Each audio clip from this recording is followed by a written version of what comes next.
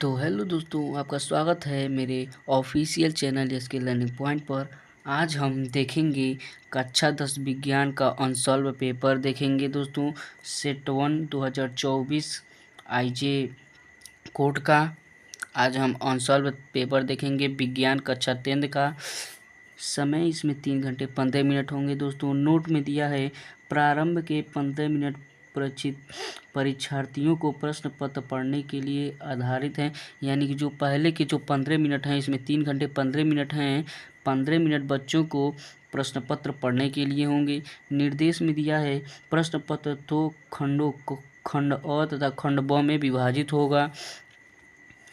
खंड अ तथा खंड ब 3 उपभाग 1, उपभाग 2, भाग 3 में विभाजित होगा। प्रत्येक प्रश्न पत्र के खंड अ में वह विकल्पी प्रश्न है जिसमें सही विकल्प का चुनाव कर ओमार शीट उत्तर पत्रक पर नीले अथवा काले बाल पॉइंट पेन से सही विकल्प वाले गोले को पूर्ण रूप से भरें। ओमार शीट उत्तर पत्रक पर उत्तर देने के पश्चात उसे काटे नहीं तथा इरेजर अथवा वाइटनर का प्रयोग ना करें। खंड अ में बहुविकल्पी प्रश्न हेतु प्रत्येक प्रश्न के लिए 1 अंक आधारित हैं। खंड ब में वर्णात्मक प्रश्न है, यानी कि खंड अ हमें बहुविकल्पी प्रश्न ओमार शीट पर देना है और खंड ब वर्णात्मक प्रश्न है जो हमें उत्तर पुस्तिका में देना है दोस्तों। प्रत्येक प्रश्न के सम्मुख उनके निर्धारित अंक दिए गए हैं। प्रत्येक खंड बी के प्रत्येक उपभाग के सभी प्रश्न एक साथ करना आवश्यक है। प्रत्येक उपभाग नए पृष्ठ से प्रारंभ किए जाएं। सभी प्रश्न करना अनिवार्य है। तो चलिए दोस्तों, हम लोग अपने बहुविकल्पी प्रश्न को शुरू करते हैं। हमारा पहला बहुविकल्पी प्रश्न दिया है उपभाग 1 में उत्तल दर्पण से प्रतिबिंब सदैव बनता है।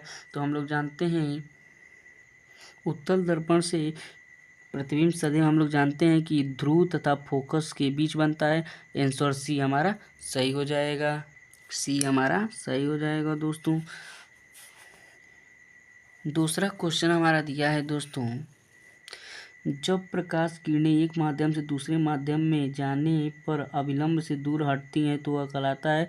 तो ऑप्शन हमारा ए सही हो जाएगा, सघन माध्यम से विरल माध्यम में जाती हैं। हमारा तीसरा सवाल है, तीसरा क्वेश्चन हमारा दिया है दोस्तों, एक उत्तल लेंस की फोकस दूरी 15 सेमी है, इससे 30 सेमी की दूरी पर स्थित वस्तु का प्रतिबिंब बनेगा।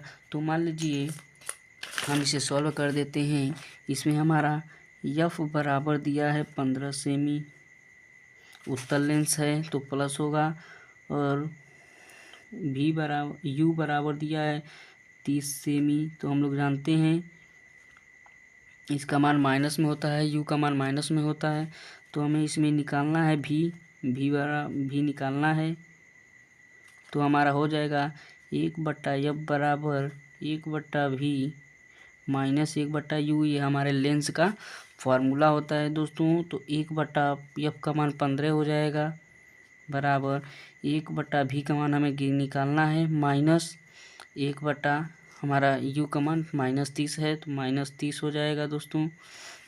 अब देखिए ये 1/15 बराबर 1/v, ये माइनस माइनस प्लस हो जाएगा 1/30 हो जाएगा दोस्तों।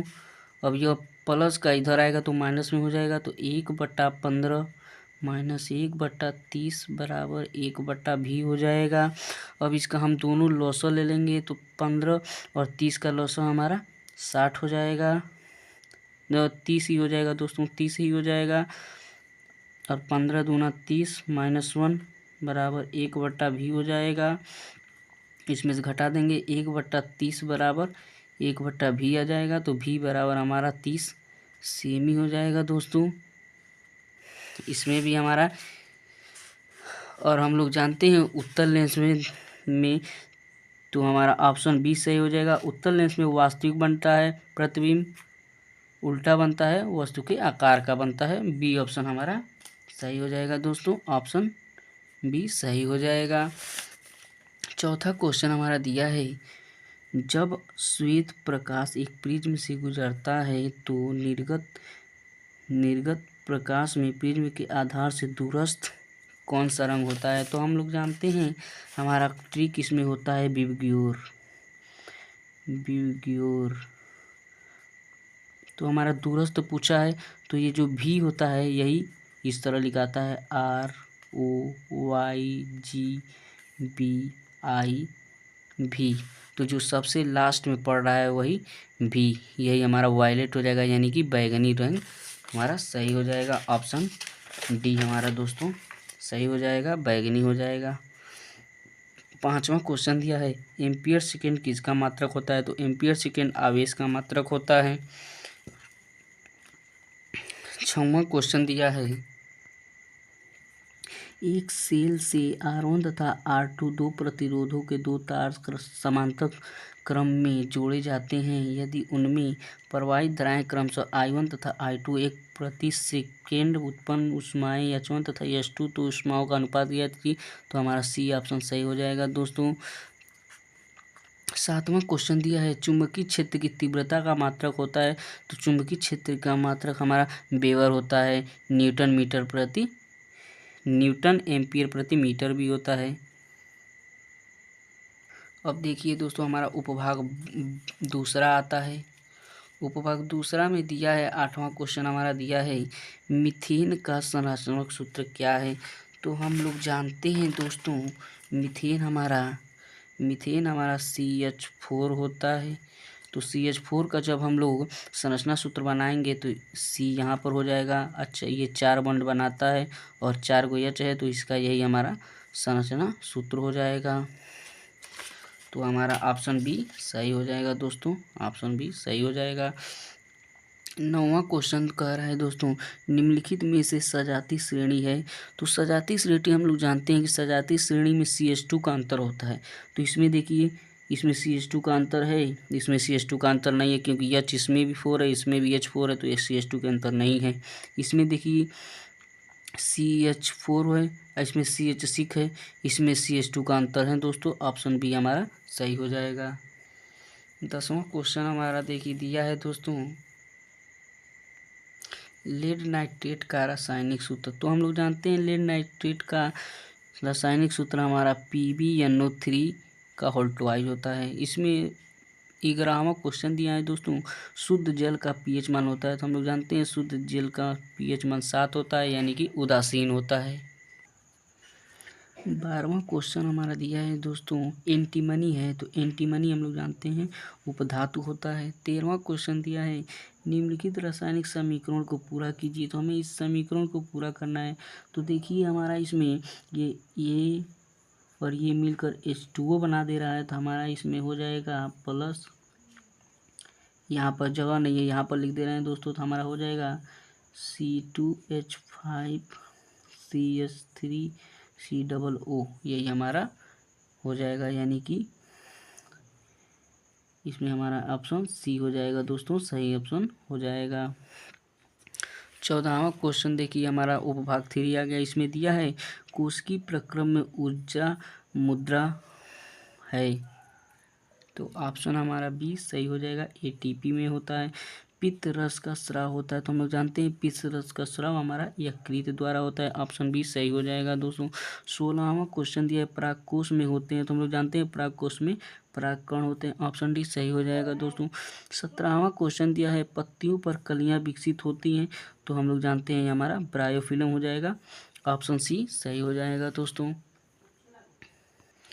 18वां क्वेश्चन दिया है दोस्तों एकलिंगी फूल का उदाहरण है। तो हम लोग जानते हैं एकलिंगी हमारा पपीता होता है। ऑप्शन ए सही हो जाएगा दोस्तों।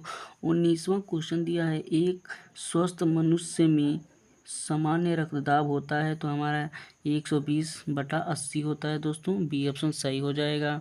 20वां क्वेश्चन दिया है निम्नलिखित में से कौन सा आहार श्रृंखला का निर्माण करते हैं। तो यानी कि कौन से ये तत्व हैं या यौगिक हैं या कुछ हैं जो आहार श्रृंखला का निर्माण करते हैं। तो हमारा हो जाएगा घास, बकरी और मानव हो जाएगा। ऑप्शन बी सही हो जाएगा दोस्तों।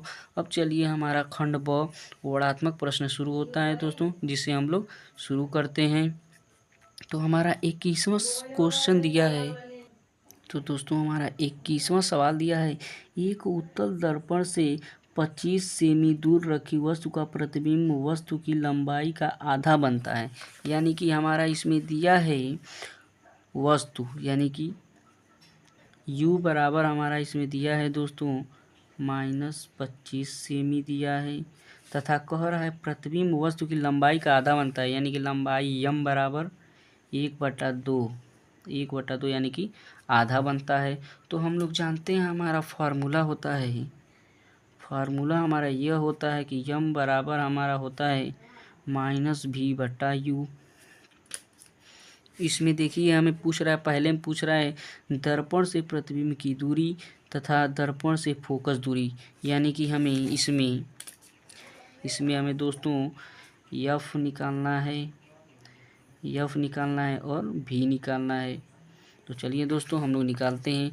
हमारा फॉर्मूला है m बराबर -v/u, तो हमारा m का मान 1/2 दिया है बराबर -v का मान हमें निकालना है बटा u का मान -25 दिया है, क्योंकि u का मान हमारा माइनस में ही होता है, माइनस से माइनस कट जाएगा दोस्तों, इसका हम लोग तिरछा गुणा कर देंगे तो हमारा हो जाएगा 25 बराबर 2v हो जाएगा।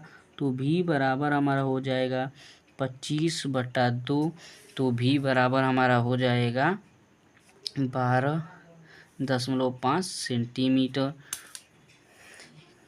ये हमारा पहले का आंसर हो गया। तो हम लिख देंगे प्रतिबिंब यानी कि v बराबर 12.5 सेंटीमीटर। ये पहला हमसे पूछा था दर्पण से प्रतिबिंब की दूरी, तो दर्पण से प्रतिबिंब की दूरी 12.5 सेंटीमीटर हो जाएगा। अब इसमें देखिए हमारा दूसरा फोकस दूरी पूछा है, f का मान।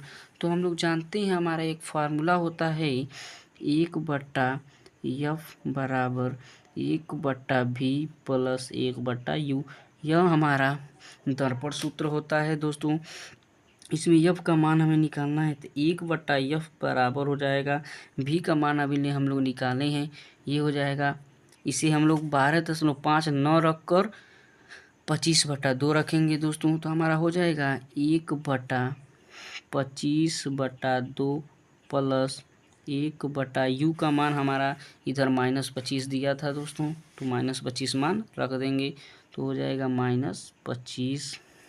अब देखिए तो हो जाएगा हमारा 1/f बराबर, ये नीचे है तो ये ऊपर हो जाएगा, तो हो जाएगा हमारा 2/25, ये प्लस है ये माइनस है, प्लस माइनस माइनस हो जाएगा, -1/25 हो जाएगा।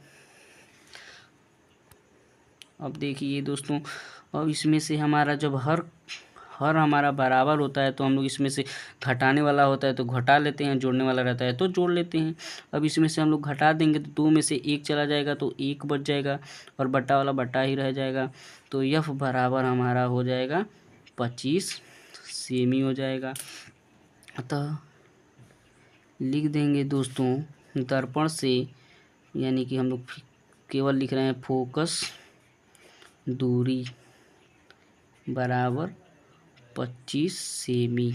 इसमें हमें पूछा था दर्पण की फोकस दूरी ज्ञात कीजिए, तो दर्पण की फोकस दूरी हमारा 25 सेंटीमीटर हो जाएगा दोस्तों। चलिए दोस्तों अब हम लोग अपने अगले सवाल पर चलते हैं।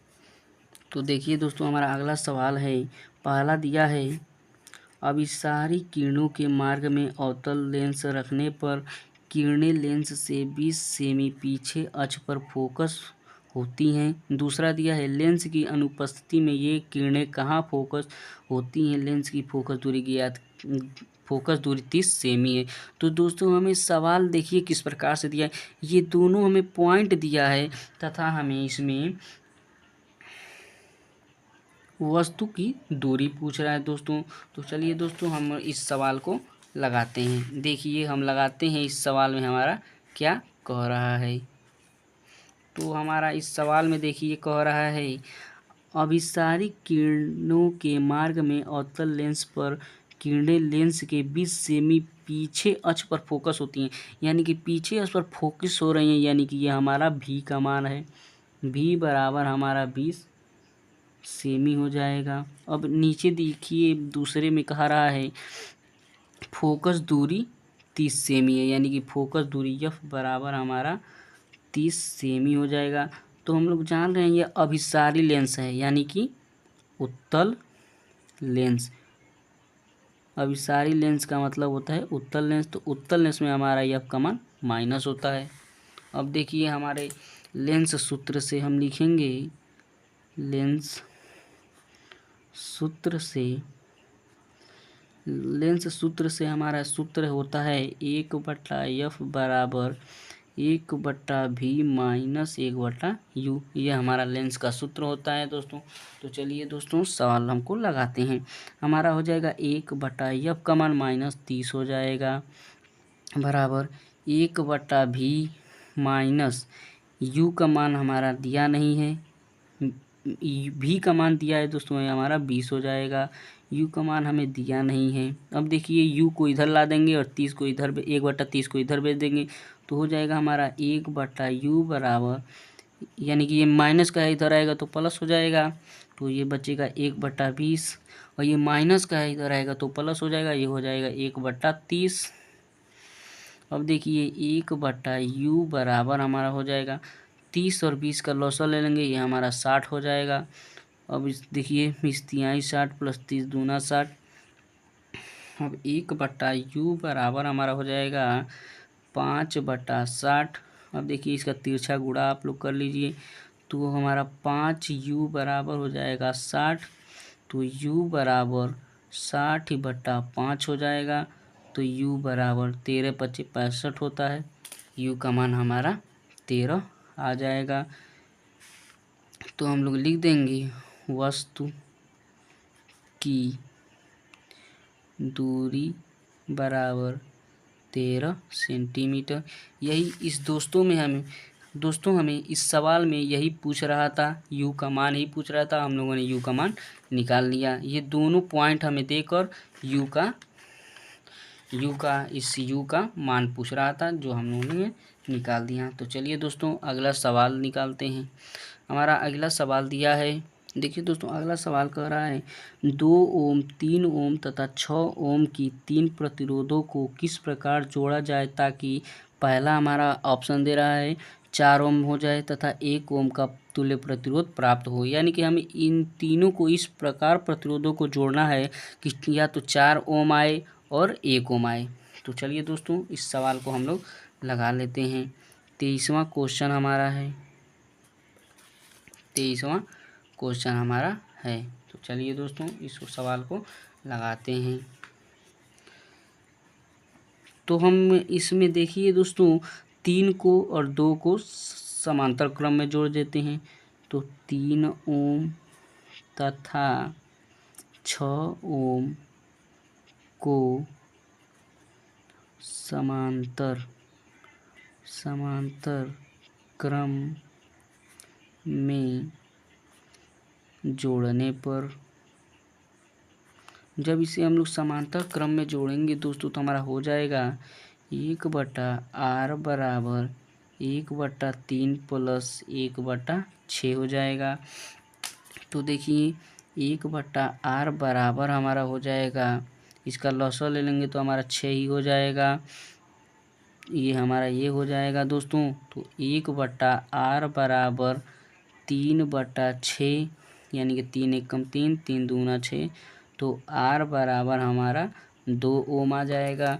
ये मान लीजिए हमारा R बराबर 2 ओम आ गया। इसमें हमें दिया था 3 ओम और 6 ओम दिया था, यानी कि 2 प्रतिरोधों को हम लोगों ने जोड़ लिया है। अब इस जो 2 ओम हमारा आया है इसको, और 2 ओम जो हमारे पेपर में दिया है इसको, अब दोनों को इसको जोड़ेंगे तो लिखेंगे 2 ओम तथा इस 2 ओम तथा 2 ओम को श्रेणी क्रम में जोड़ने पर,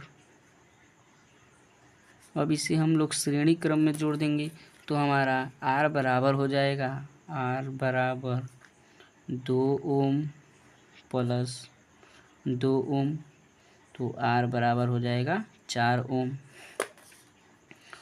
तो दोस्तों ये हमारा पहला स्टेप में यही पूछा था। देखिए दोस्तों, इस सवाल में पहला स्टेप पूछा था 4 ओम हो जाए। इन तीनों प्रतिरोधों को इस प्रकार जोड़ा जाए ताकि 4 ओम हो जाए। तो पहला आंसर हमारा आ चुका है, 4 ओम हो गया। अब देखिए दूसरा हमारा कह रहा है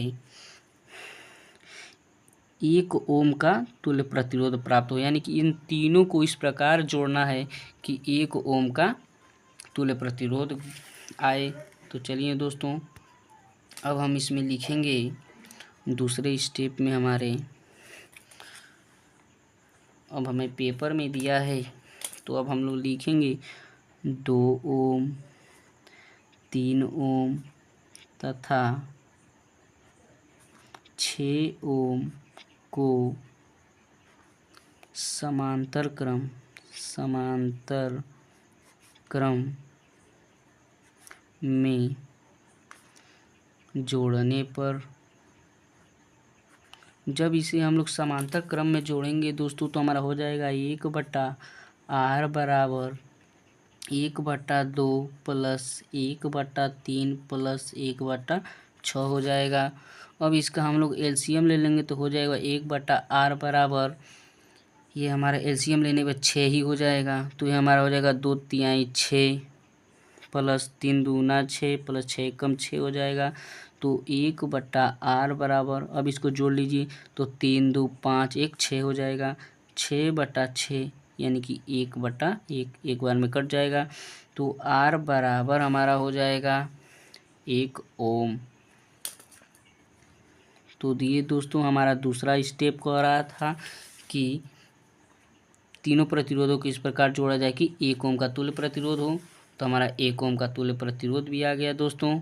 ये हमारा दूसरा सवाल भी हो गया। अब चलिए अगले सवाल पर चलते हैं।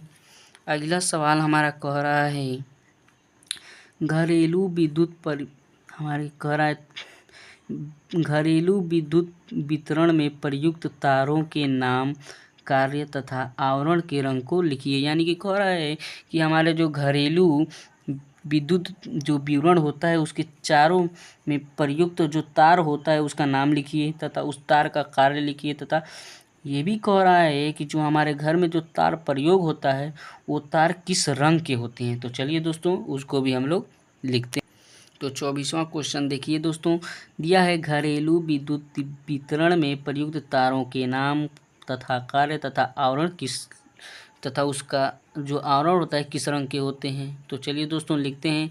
पहला देखिए, घरेलू विद्युत वितरण में प्रयुक्त तार भिन्न है, यानी कि जो हमारे घर में प्रयुक्त जो तार होते हैं वो निम्न प्रकार के होते हैं। जैसे गर्म तार, जो हमारे घर में गर्म तार प्रयुक्त होता है वो लाल कलर का होता है, तथा जो ठंडा तार प्राप्त होता है वो नीला या काला रंग का होता है, तथा जो भू संपर्क तार होता है वो हरे रंग का होता है। तो चलिए दोस्तों, अभी देखते हैं इन तीनों जो तार हैं इसका कार्य क्या है। इसमें हमें कार्य भी पूछा है तो इसके कार्य को देखते हैं दोस्तों।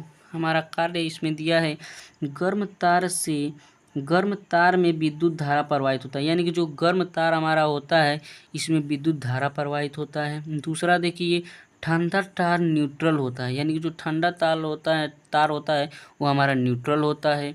अब तीसरा देखिए, तीसरा कह रहा है भू संपर्क तार घर के निकट जमीन के अंदर बहुत नीचे स्थित होता है। यह धातु के प्लेट से जुड़ा होता है। यह सुरक्षा का एक साधन होता है जो हमें विद्युत के झटके से बचाता है। यानी कि जो हमारा ये तीसरा वाला तार है भू संपर्क तार, यही जो होता है हमारे घर में या मान लीजिए सर्किट में कभी विद्युत धारा अधिक या कम होता है तो जब सर्किट हो जाता है, यानी कि जब तारें जल जाती हैं तो यही जो ज़मीन में हमारा भू संपर्क तार होता है यही हमें झटके से बचाता है। दोस्तों, ये हमारा क्वेश्चन हो गया। इस क्वेश्चन में हमारा यह भी कह रहा है, जो हमारे क्वेश्चन कह रहा है कि आवरण जो होता है आवरण के रंग को लिखिए। तो देखिए दोस्तों, हम लोग आवरण के रंग को लिखते हैं। इसमें हमारा कह रहा है घरेलू वितरण में प्रयुक्त तारों का आवरण काला रंग का होता है। इसमें यह भी हमारा सवाल पूछा था तो एक बार और बोलते हैं दोस्तों, घरेलू वितरण में प्रयुक्त तारों का आवरण काला रंग का होता है। ये हमारा आंसर हो गया दोस्तों। अब चलिए अगले सवाल पर चलते हैं। अगला सवाल हमारा अथवा में दिया है धारावाही चालक के कारण उत्पन्न चुंबकीय क्षेत्र किन किन कारकों पर निर्भर करता है?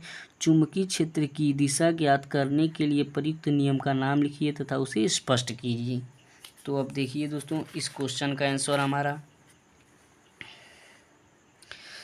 तो धारावाही चालक के कारण उत्पन्न चुंबकीय क्षेत्र, तो देखिए इसका उत्तर, चुंबकीय क्षेत्र का मान चालक में बहने वाली धारा के अनुक्रमानुपाती होती है।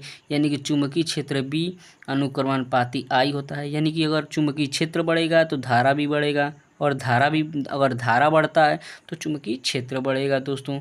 अब चलिए, हमारा अगला है, दूसरा वाला टॉपिक है चुंबकीय क्षेत्र। चुंबकीय क्षेत्र चालक खंड की अल्प लंबाई पर निर्भर करता है। यानी कि जो चुंबकीय क्षेत्र होता है वह तार की अल्प लंबाई पर भी निर्भर करता है। तीसरा दिया है, चुंबकीय क्षेत्र चालक के बीच दूरी के वर्ग के व्युत्क्रमानुपाती होती है। यानी कि चुंबकीय क्षेत्र B अनुक्रमानुपाती 1/r²। यदि अगर चुंबकीय क्षेत्र का मान बढ़ता है तो हमारा r² घट जाएगा, और यदि r² का मान बढ़ता है तो चुंबकीय क्षेत्र का मान घट जाएगा दोस्तों। अब इसमें देखिए, इसमें एक सवाल और हमें पूछ रहा है, चुंबकीय क्षेत्र की दिशा ज्ञात करने के लिए प्रयुक्त नियम का नाम लिखकर उसे स्पष्ट कीजिए। तो चलिए दोस्तों, उसको भी हम लोग कर लेते हैं। तो देखिए, इसमें हमारा यह है, धारावाही चालक के कारण उत्पन्न चुंबकीय क्षेत्र की दिशा ज्ञात करने के लिए मैक्सवेल के दक्षिणावर्त पेच के नियम का प्रयोग करते हैं। यानी कि जो धारावाही चुंबकीय क्षेत्र की दिशा है, उसको दिशा को ज्ञात करने के लिए हम मैक्सवेल के दक्षिणावर्त पेच के नियम का प्रयोग करते हैं। तो चलिए, उस नियम को भी हम लोग देख लेते हैं। उनका नियम हमारा यह होता है कि मैक्सवेल के दक्षिणावर्त पेच के नियम के अनुसार यदि हम पेच कसते समय पेचकस को दाएं हाथ में पकड़कर इस प्रकार घुमाएं कि पेच की नोक धारा बहने की दिशा में चले, तो जिस दिशा में पेच को घुमाने के लिए अंगूठा घूमता है वही चुंबकीय बल की दिशा होती है। चलिए दोस्तों, इसको हम लोग समझाते हैं।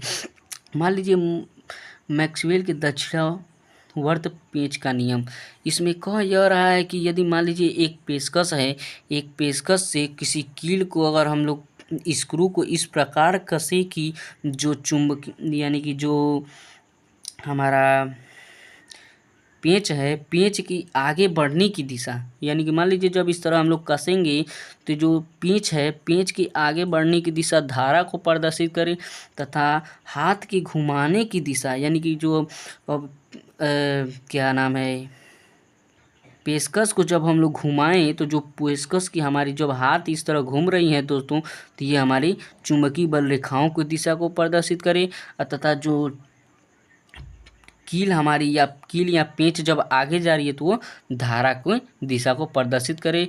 इसे ही मैक्सवेल के दक्षिणावर्त नियम कहते हैं। तो चलिए दोस्तों, हम लोग अगले सवाल पे चलते हैं। हमारा अब उपभाग 2 शुरू होता है। इसमें यह 25वां क्वेश्चन हमारा कह रहा है, निम्नलिखित यौगिकों के संरचना सूत्र लिखिए। तो चलिए दोस्तों, हम लोग संरचना सूत्र को लिखते हैं। पहला हमारा दिया है एथेनोइक अम्ल। तो चलिए दोस्तों, एथेनोइक अम्ल पहला हम लोग संरचना सूत्र लिखते हैं। तो पहला हमारा हो जाएगा एथेनोइक अम्ल, एथेनोइक अम्ल। तो एथेनोइक अम्ल का सूत्र हमारा होता है CH3COOH। तो चलिए इसका संरचना सूत्र बनाते हैं। संरचना इसमें आधा न रहेगा संरचना सूत्र। तो हमारा इसका संरचना सूत्र हो जाएगा C, और इस तरह यह H और एक यह C, इस तरह हमें OH जुड़ जाएगा, और ये डबल बंड O से जुड़ जाएगा। इसका संरचना सूत्र दोस्तों हमारा यही हो जाएगा। एथेनोइक अम्ल का संरचना सूत्र हमारा इसी तरह हो जाएगा CH3, यह 2 कार्बन हो जाएगा, इससे एक एक बॉन्ड जुड़ जाएगा, 1 2 3 4 इससे जुड़ जाएगा, 1 2 3 4 इससे जुड़ जाएगा। ये हमारा संरचना सूत्र हो गया एथेनोइक अम्ल का। अब दूसरा देखिए दोस्तों, कह रहा है मेथेनल। मेथेनल का हमें संरचना सूत्र बनाना है, तो हमारा दूसरा कह रहा है मेथेनल। मेथेनल, तो मेथेनल का हमारा सूत्र होता है HCOOH। ये मेथेनॉल का सूत्र हो जाएगा दोस्तों। तो चलिए दोस्तों, इसका हम लोग संरचना सूत्र बनाते हैं। तो इसका संरचना सूत्र हमारा हो जाएगा, इसका संरचना सूत्र हमारा हो जाएगा C, इधर H, इधर OH, O हो जाएगा डबल बॉन्ड में, इधर OH हमारा जुड़ जाएगा। यही हमारा संरचना सूत्र हो जाएगा दोस्तों। ये इधर ये नहीं रहेगा, सॉरी दोस्तों, ये हमारा ये नहीं रहेगा, ये हमारा एक H इधर जुड़ जाएगा, OH इधर जुड़ जाएगा, और डबल बॉन्ड O नीचे लगा दीजिए या ऊपर लगा दीजिए, कोई बात नहीं है। यही हमारा मेथेनॉल का संरचना सूत्र हो जाएगा। C डबल बॉन्ड O, इधर से OH, इधर से H, ये हमारा मेथेनॉल का संरचना सूत्र हो जाएगा। दूसरा हमारा हो गया दोस्तों। अब तीसरा देखिए, हमारा कह रहा है 1 क्लोरोप्रोपेन। तो चलिए दोस्तों, 1 क्लोरोप्रोपेन को कर लेते हैं। तीसरा हमारा कह रहा है 1 क्लोरोप्रोपेन। तो इसका हमारा संरचना सूत्र हो जाएगा,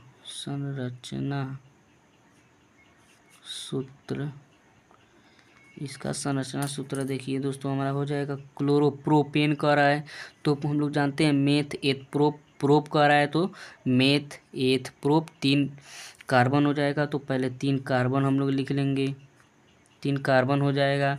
अब प्रोपेन कह रहा है, ये कह रहा है फर्स्ट पे क्लोरो, यानी कि या तो इधर पे फर्स्ट पे क्लोरो कीजिए या इधर से फर्स्ट पे क्लोरो कीजिए। तो हम लोग पहले पे ही क्लोरो डाल देंगे, तो यहाँ पर हम इस पे क्लोरो पहले ही पे ही डाल दीजिए। अब देखिए, हम लोग चारों ओर हाइड्रोजन लगा देते हैं। हाइड्रोजन इधर भी हो जाएगा, इधर भी हाइड्रोजन हो जाएगा, इधर भी हाइड्रोजन हो जाएगा। आप चाहें तो ये क्लोरीन को आप इधर भी लगा सकते हैं, कोई बात नहीं है। यही हमारा 1 क्लोरोप्रोपेन का संरचना सूत्र हो जाएगा दोस्तों। ये हमारा 1 क्लोरोप्रोपेन का संरचना सूत्र हो जाएगा। अब चलिए, चौथा हमारा कह रहा है नाइट्रोमेथेन। तो चलिए दोस्तों, नाइट्रोमेथेन का संरचना सूत्र बना लेते हैं। तो हमारा हो जाएगा चौथा नाइट्रोमेथेन।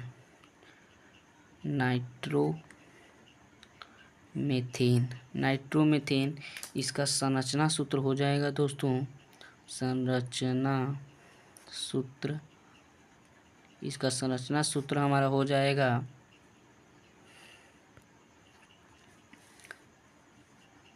इसका हमारा संरचना सूत्र हो जाएगा C, इधर से जोड़ दीजिए NO2, क्योंकि नाइट्रो का हमारा NO2 होता है। अब हाइड्रोजन जोड़ दीजिए, ये हमारा नाइट्रो मेथेन का हो जाएगा दोस्तों संरचना सूत्र। तो चलिए दोस्तों, अगले सवाल पे चलते हैं। ये हमारा चारों हो गया।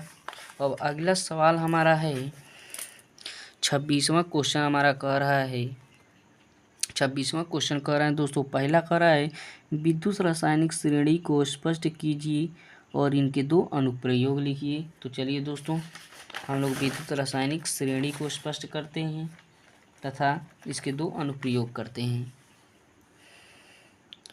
तो 26वां क्वेश्चन हमारा है विद्युत रासायनिक श्रेणी। तो विद्युत रासायनिक श्रेणी हमारी होती है विभिन्न धातुओं तथा अधातुओं के मानक इलेक्ट्रोड विभवों को बढ़ते हुए क्रम में रखने पर एक श्रेणी प्राप्त होती है, जिसे विद्युत रासायनिक श्रेणी कहते हैं।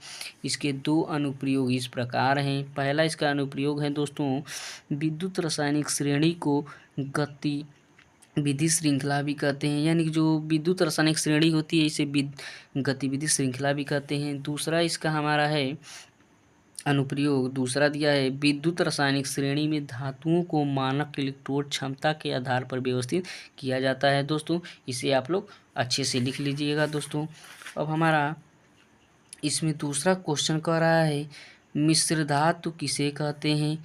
कॉपर की दो प्रमुख मिश्र धातुओं के नाम व उपयोग लिखिए। तो दोस्तों हमारा इसका आंसर हमारा ये हो जाएगा, मिश्र धातु। दो या दो से अधिक धातु जब आपस में मिलते हैं तो मिश्र धातु का निर्माण करते हैं। यानी कि जब दो या दो से अधिक धातुओं को आपस में जोड़ा जाता है या अधातुओं को आपस में जोड़ा जाता है तो मिश्र धातु का निर्माण होता है। इसमें धातु भी जुड़ सकते हैं और अधातु भी जुड़ सकते हैं। जब दोनों को आपस में जोड़ा जाता है तो मिश्र धातु का निर्माण होता है। कॉपर के दो मिश्र धातु, इसमें पूछा है हमारा कॉपर के दो मिश्र धातु लिखिए। तो कॉपर के दो मिश्र धातु, पहले पीतल हो गया, दूसरा कांसा हो गया। तो चलिए दोस्तों अगले सवाल पर चलते हैं। अगला सवाल हमारा 27वां सवाल कह रहा है, निम्नलिखित यौगिकों का IUPAC नाम लिखिए। तो हमारा पहला IUPAC नाम लिखना है, कह रहा है इसमें पहला हमारा ए बराबर, पहला है HCHO, तो ये हमारा इसका नाम एल्डिहाइड हो जाएगा। एल्डिहाइड, फॉर्मल्डिहाइड हो जाएगा, फॉर्मल्डिहाइड इसका नाम हो जाएगा दोस्तों। इसे हम लोग फॉर्मल्डिहाइड भी कहते हैं दोस्तों, या इसे हम लोग मेथेनल भी कहते हैं दोस्तों। ये हमारा इसका नाम मेथेनल भी है और फॉर्मल्डिहाइड भी है दोस्तों। अब दूसरा हमारा कह रहा है, देखिए बी, दूसरा हमारा कह रहा है CH3CH डबल बॉन्ड CH2 का IUPAC नाम लिखिए। तो इसका हमारा IUPAC नाम हो जाएगा, पहले तो हम लोग कार्बन को गिनते हैं। तो कार्बन देखिए कितना है इसमें, 1 2 3, इसमें 3 कार्बन बॉन्ड है तथा दूसरे इस पे पहले पर हमारा डबल बॉन्ड लगा है। तो हमारा इसका नाम हो जाएगा, डबल बॉन्ड होता है अगर एक बॉन्ड होता है तो एन पढ़ते हैं, अगर एक बॉन्ड होता है तो एन पढ़ते हैं दोस्तों। दो डबल बॉन्ड होता है इन पढ़ते हैं, अगर ट्रिपल बॉन्ड होता है तो आइन पढ़ते हैं। तो हमारा इसमें 2 बॉन्ड है, तो देखिए 1 2 3, तो 3 को हम लोग मेथ एथ प्रोप कहते हैं, तो हमारा हो जाएगा प्रोप। अब डबल बॉन्ड है तो डबल बॉन्ड के लिए इन जुड़ जाएगा, तो प्रोप इन हो जाएगा। इसका नाम हमारा IUPAC नाम प्रोपीन हो जाएगा दोस्तों। चलिए दोस्तों अगले सवाल पर चलते हैं। अगला सवाल हमारा कह रहा है, कार्बन की संयोजकता पर संक्षिप्त टिप्पणी लिखिए। तो कार्बन की संयोजकता पर संक्षिप्त टिप्पणी हम लोग लिखते हैं। तो देखिए दोस्तों, कार्बन की संयोजकता पर संक्षिप्त टिप्पणी देखिए, हम लोग लिखते हैं कार्बन का प्रतीक C होता है, कार्बन का परमाणु क्रमांक 6 होता है, कार्बन का परमाणु भार 12 होता है, कार्बन में इलेक्ट्रॉन प्रोटॉन न्यूट्रॉन की संख्या 6 होती है, कार्बन की इलेक्ट्रॉनिक विन्यास 2 और 4 होता है, इसके बाहरी कोश में 4 इलेक्ट्रॉन होते हैं, अतः इसकी संयोजकता 4 होती है और इसको अष्टक बनाने के लिए 4 इलेक्ट्रॉन की आवश्यकता होती है। कार्बन किसी प्रकार के गुण को, यानी कि इस प्रकार के गुण को कार्बन की संयोजकता कहते हैं दोस्तों। इसका हमारा संयोजकता हो जाएगा ये। चलिए दोस्तों अगला सवाल हमारा इसमें में कह रहा है, तीसरा, बेकिंग पाउडर यानी कि खाने का सोडा का रासायनिक नाम व अणुसूत्र बेकिंग पाउडर को गर्म करने पर क्या होता है। तो चलिए दोस्तों ये भी हम लोग कर लेते हैं। इसमें देखिए हमारा कह रहा है, बेकिंग पाउडर का रासायनिक नाम सोडियम बाइकार्बोनेट होता है तथा इसका अणुसूत्र NaHCO3 होता है। इसमें कह रहा है बेकिंग पाउडर को गर्म करने पर क्या होता है। तो दोस्तों हमारा हो जाएगा, बेकिंग पाउडर को गर्म करने पर सोडियम कार्बोनेट जल तथा कार्बन डाइऑक्साइड बनता है। तो इसको जब हम लोग गर्म करेंगे, डेल्टा को हम लोग गर्म करने के लिए उपयोग करते हैं। जब इसको हम लोग गर्म करते हैं तो सोडियम कार्बोनेट यानी कि ये सोडियम कार्बोनेट तथा जल तथा Ca2 यानी कि कार्बन डाइऑक्साइड प्राप्त होता है दोस्तों। ये हमारा क्वेश्चन खत्म हो गया दोस्तों। अथवा में दिया है द्विविस्थापन अभिक्रिया। तो द्विविस्थापन अभिक्रिया हम लोग उसे कहते हैं जब एक परमाणु के स्थान पर दूसरा परमाणु या अणु आ जाता है तो उसे हम लोग द्विविस्थापन अभिक्रिया कहते हैं। मान लीजिए एक परमाणु है और यदि ये दूसरा परमाणु आ जाता है तथा उसको ये यानी कि पहला परमाणु हमारा मान लीजिए यक्स है, दूसरा हमारा वाई है, तो कोई परमाणु आता है तो यक्स को हटा देता है तथा कोई और परमाणु आता है वाई को हटा देता है। इसे ही हम लोग द्विविस्थापन अभिक्रिया कहते हैं। तो चलिए दोस्तों इसको भी हम लोग लिख लेते हैं। देखिए दोस्तों हमारा द्विविस्थापन अभिक्रिया देखिए दोस्तों, जिन रासायनिक अभिक्रिया में यौगिकों अथवा आयनों की अदला बदली होती है उसे द्विविस्थापन अभिक्रिया कहते हैं। यानी कि जिन रासायनिक अभिक्रिया में आयनों की अदला बदली होती है या यौगिकों की अदला बदली होती है उसे द्विविस्थापन अभिक्रिया कहते हैं। जैसे देखिए BaCl2 यानी कि बेरियम क्लोराइड प्लस Na2SO4 यानी कि सोडियम सल्फेट हो जाएगा। तो इसमें जब क्रिया होता है तो BaSO4 Ba तो SO4 के साथ क्रिया कर लेता है और Cl2 तो इसके साथ Na के साथ क्रिया कर लेता है तो ये नमक बन जाता है तथा ये BaSO4 यानी कि बेरियम सल्फेट हमारा अवक्षेप प्राप्त हो जाता है। दोस्तों यही हमारा द्विविस्थापन अभिक्रिया हो गया। अगला हमारा दिया है उदासीनीकरण अभिक्रिया। तो चलिए दोस्तों उदासीनीकरण अभिक्रिया देखते हैं। उदासीनीकरण अभिक्रिया में जब अम्ल तथा क्षार आपस में अभिक्रिया करते हैं तो लवण तथा जल का निर्माण होता है। इसे ही उदासीनीकरण अभिक्रिया कहते हैं। यानी कि जब अम्ल तथा क्षार आपस में अभिक्रिया करते हैं तो लवण का निर्माण होता है तथा जल का निर्माण होता है। इस अभिक्रिया को ही उदासीनीकरण अभिक्रिया कहते हैं। जैसे एग्जाम्पल में देखेंगे HCl हमारा अम्ल है तथा NaOH हमारा क्षार है। जब NaOH तथा HCl आपस में क्रिया करते हैं तो लवण यानी कि जो नमक होता है वो लवण होता है तथा जल का निर्माण करते हैं। यही हमारा उदासीनीकरण अभिक्रिया हो जाएगा दोस्तों। अब तीसरा देखिए दिया है योगात्मक अभिक्रिया। इसी को ही योगात्मक अभिक्रिया तथा संयोजन अभिक्रिया कहते हैं।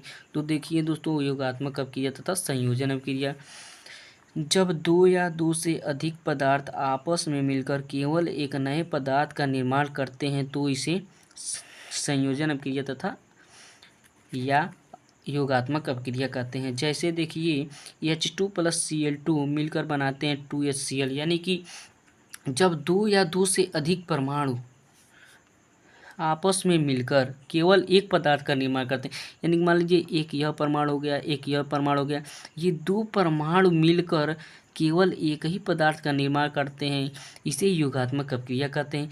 यानी कि दो परमाणु या दो से अधिक परमाणु मिलकर केवल एक ही परमाणु का निर्माण करते हैं, इसे ही योगात्मक अभिक्रिया कहते हैं। तो चलिए दोस्तों मिलते हैं अगले वीडियो में। हमारा वीडियो यहाँ तक संपन्न हो गया है। अब हमारे जो उपभाग 3 हैं बायो के क्वेश्चन हैं इसे हम लोग अगले पार्ट में करेंगे। तो दोस्तों तो जय हिंद दोस्तों, मिलते हैं अगले वीडियो में। यदि आपको वीडियो पसंद लगे तो वीडियो को लाइक करें तथा शेयर करें। मिलते हैं अगले वीडियो में।